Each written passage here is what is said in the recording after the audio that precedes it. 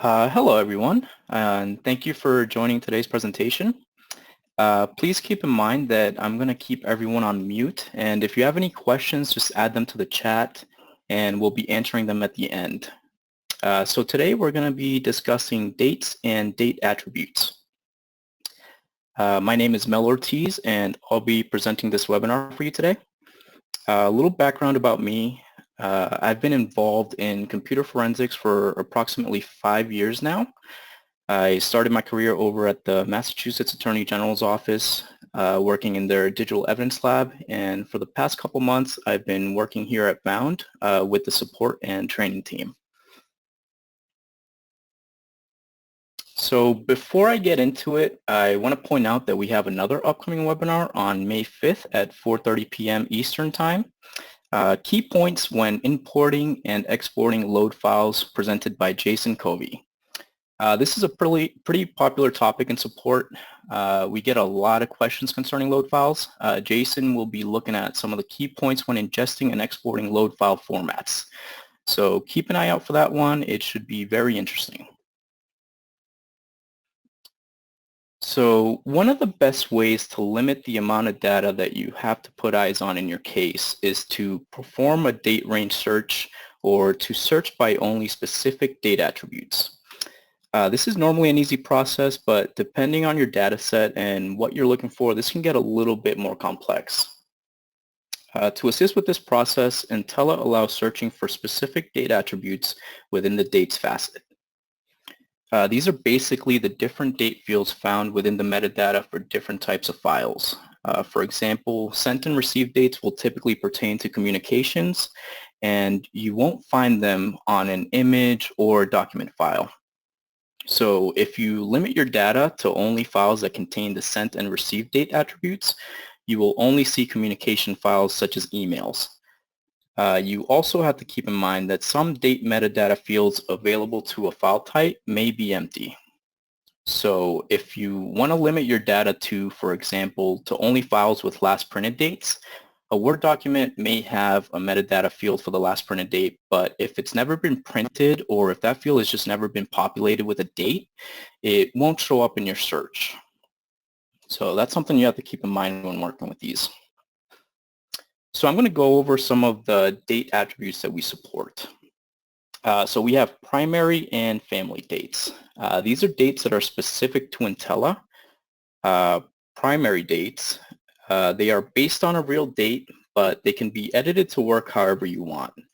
You can do that by going to the Preferences menu in the Dates tab, and you can determine how the dates will be derived. I'll be going over that in a bit. Note that the primary date is always used by default if you don't make any other selections under the date attributes. Family date. Let's say you have an email and the email has a few attachments. Family date will use the date field in the email for that attachment. So if you want to view the emails in a sequential date order within the details pane with their attachments, this is what you would use. Sent and received dates. These dates pertain to email items if you're looking at a PST file, or if you're looking at a UFDR file for a mobile device, you may get some text messages and chat messages. That all depends on your data set. The file last modified, last accessed, and created dates. These pertain to all file items. The last modified date, that's the last time the file was changed. Last accessed, this is typically the last time the file was opened or moved. This doesn't necessarily have to be done by someone like going in there and opening a file. This could just be a process as simple as running an antivirus, which may update the last access date without the user ever opening the file. The created date can be a bit tricky at times. The date created pertains to when the file was created on that specific storage media. So if a specific file was moved to a flash drive, for example, it will contain the date that the file was moved, not the original created date. Because of this, you may encounter dates that may not make sense initially. Like say a document contains a modified date that is earlier than the created date. This likely means that the file was modified and was later moved to external media.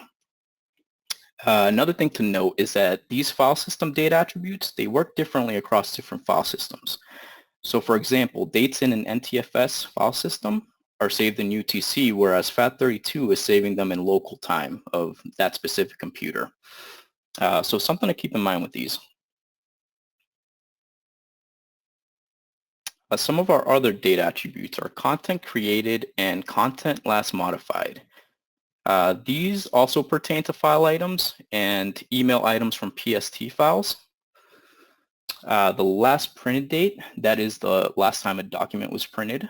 One thing to keep in mind with the last printed date is that with Microsoft Office, for example, when you print a document and you don't save it after printing, it will not save the last printed date. So if you see a file without a last printed date, that doesn't necessarily mean that it was never printed. It could have been printed and just not saved afterwards. This isn't an Intella limitation. This is just how the Office last printed date works by design. Called, that just pertains to phone calls that were made. Start date and end dates pertain to meetings. Due dates pertain to tasks. Visited dates typically pertains to internet history, and you'll also get some records from the shell bags and things like that. So now I want to do a quick demo where I'm going to go over some of the features within Intella that can assist with searching these data attributes. So first I'm going to go to the File menu, and in Preferences, this is what I mentioned earlier. You go over to the Dates tab, and this is where you can pretty much set up your primary dates and how they work. You can have them derive which way you want. You can add several different rules here, and you can set them up to work with only specific file types if you'd like. So this is where you would go to do that.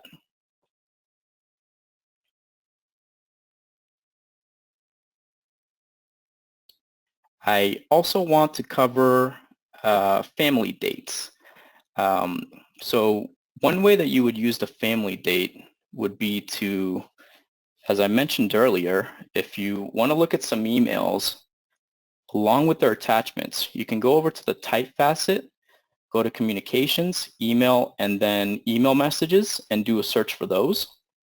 And that'll populate all of the email messages in our cluster map here. Then you can go over to Features and do a search for Attached, and that'll populate our cluster map with emails that have all of these attachments. And when you go take a look at the details pane, if you select all of these by holding Control and selecting them, it'll populate the details pane with all of these emails along with the attachments. So a good example here, right now, as you can see, I'm sorting by family date.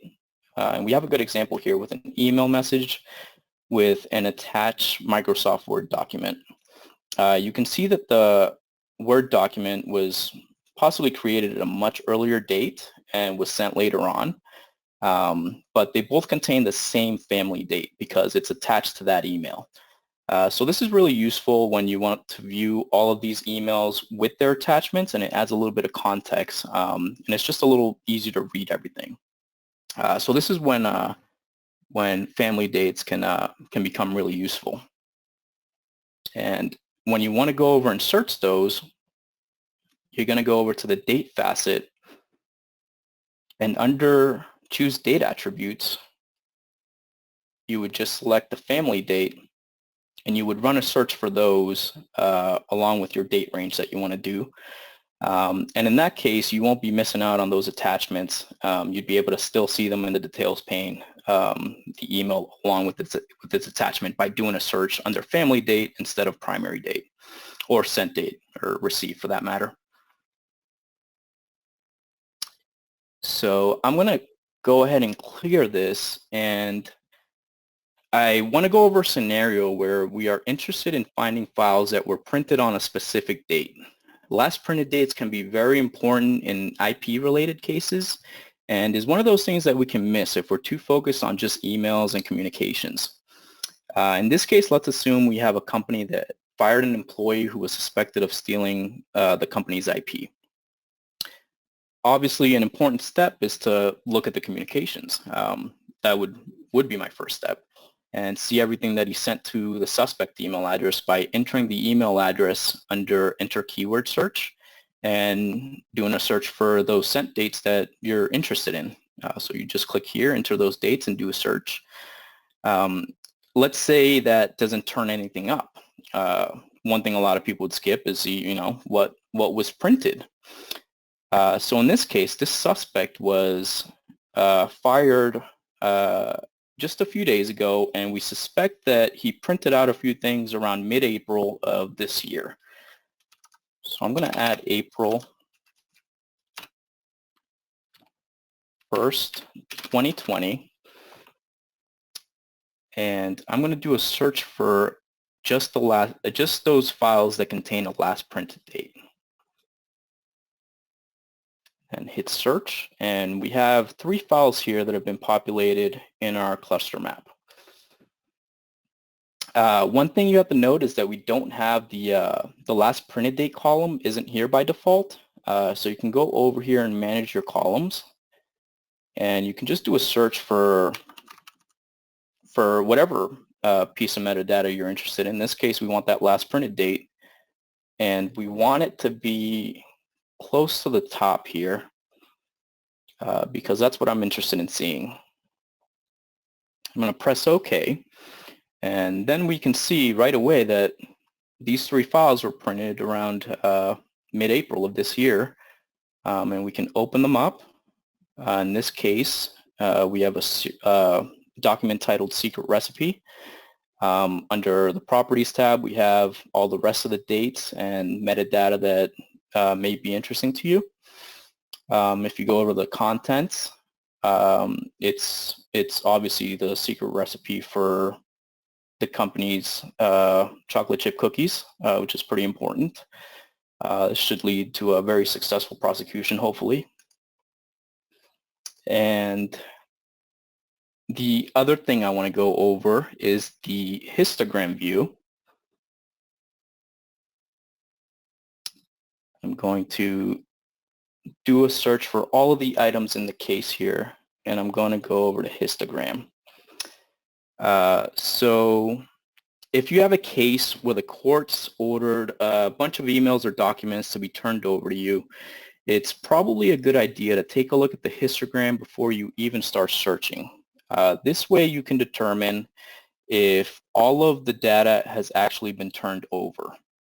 So if you see that the data goes back 10 years, in this case, and let's say, the court had ordered for you to turn over 2015 and 2016, all of the data, and you go run it through Intella and you see that you have a substantial amount of data for 2016, but not a lot for 2015.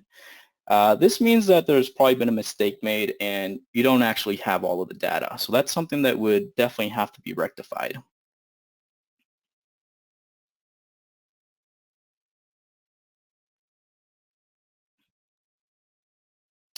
So some other considerations that you may have to take, UTC timestamps. So you have the option to select your time zone during ingest. Typically, you would choose your local time zone or UTC. Determining when to use UTC timestamps will depend on your case. If you have evidence items that are coming from different time zones or there are examiners from different time zones working on the same case, sticking to UTC may make things a little bit easier so you don't have to deal with conversions and things like that. And also, we are at the mercy of the source data. This means that Intella, like other forensic tools, is only reading the timestamps exactly as they are in the metadata. So if the source data came from a machine where the user didn't keep the correct time, then your timestamps may be off. This is something that needs to be confirmed when the source data is first collected. If the times are off, it should be documented. So that concludes the presentation for data attributes. And I'll take a look and see if there are any questions here. Oh, I don't think I see any.